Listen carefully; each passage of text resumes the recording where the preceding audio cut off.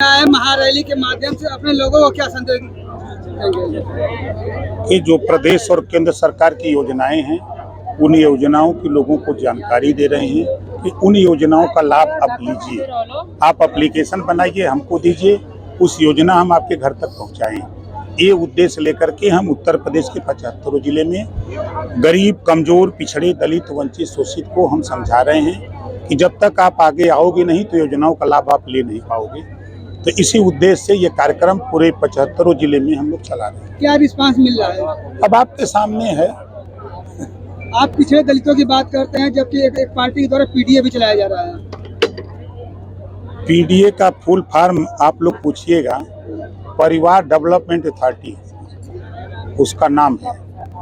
इस नाते कि जब सरकार बनती है तो बोरा का बोरा वोट मुसलमान देता है, सरकार बनने के बाद उसको खाली झोरा थमा दिया जाता है कि तुम एमएलए बन सकते हो, एमपी बन सकते हो, लेकिन तुम समाज के बच्चों को, बेटियों को सिपाही, दरोगा, बाबू, चपरासी, तहसीलदार बनाने के लिए अपने मुखिया के सामने लड़ नहीं सकते। यही पीडीए का मतलब है।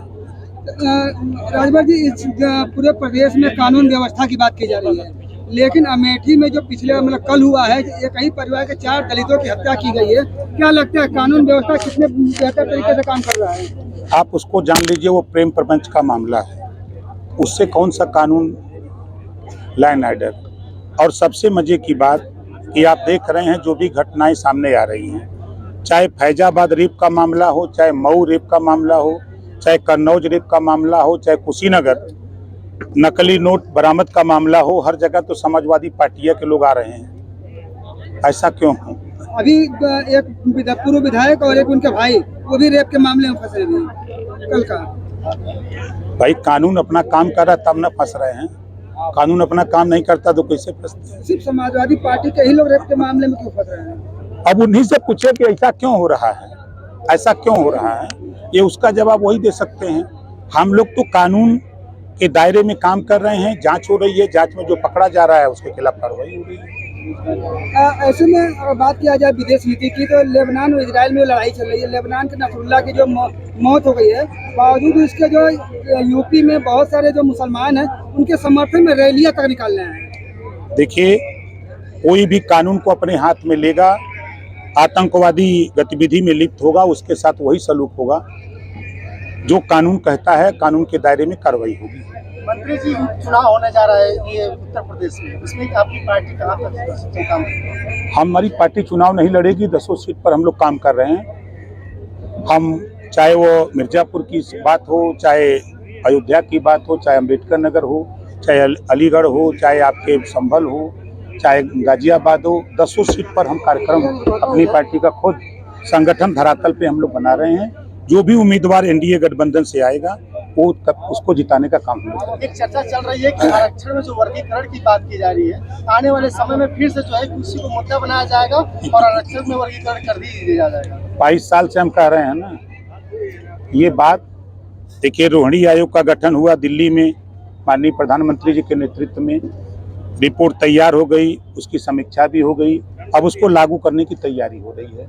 पिछली बार आपने देखा प्रदेश में सामाजिक न्याय समिति 27% आरक्षण को बांट करके 7, 9, 11, 7% पिछड़ा, 9% अति पिछड़ा, 11% सर्वाधिक पिछड़ा। उस काम को भी हमने राघवेंद्र सिंह जी के नेतृत्व में रिपोर्ट तैयार भी करा दी, तो उसको लागू करने की तरफ अब हम लोग बढ़ रहे हैं।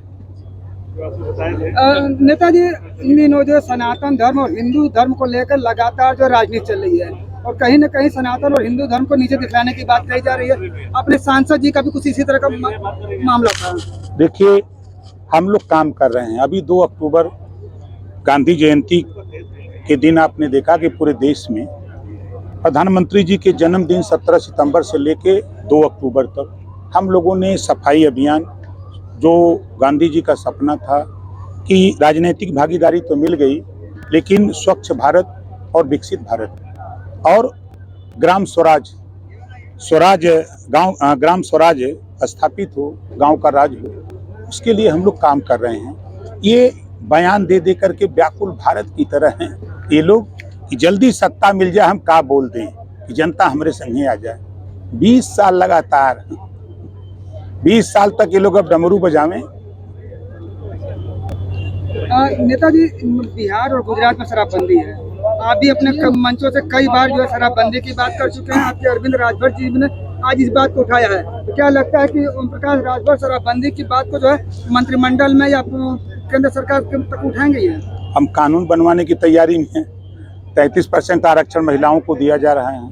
इसी उद्देश्य से दिया जा रहा है कि चलो सदन में 403 में 1/3, 543 में 1/3 महिलाएं जीत के जाएंगी तो अपनी लड़ाई खुद लड़ेंगी। हम अगर नहीं लड़ने में कमजोर हैं तो इनको वहां पहुंचा करके, मोदी जी की सोच है कि ये खुद सदन में आवे, ये अपनी लड़ाई जो जिस चीजों को लेकर पीड़ित हैं उसका कानून यहाँ बना करके वो खुद आगे आकर के कानून बनावे। यानी कि शराबबंदी के पक्ष में है आप भी? हम तो हमेशा 22 साल से लड़ते आए हैं। कुछ लोग गांजे पर भी का लाइसेंस की बात कर रहे हैं। अब देखिए, उनका विषय है। हम स्वच्छता की बात करते हैं, स्वच्छ भारत की बात करते हैं, हम विकसित भारत की तरफ जाना चाहते हैं। अभी आपने देखा जीरो पॉवर्टी स्कीम, पहली बार देश में एक ऐसा कानून 5 लाख गरीबों के इलाज के लिए। मैं खुद ऐसा व्यक्ति हूं कि कोई दिन ऐसा नहीं है कि 8 लाख, 10 लाख, 15 लाख प्रतिदिन वर्क डे में हमारे दस्तखत से विवेकाधीन कोष से गरीबों के इलाज के लिए पैसा जा रहा है, प्रतिदिन जाता है।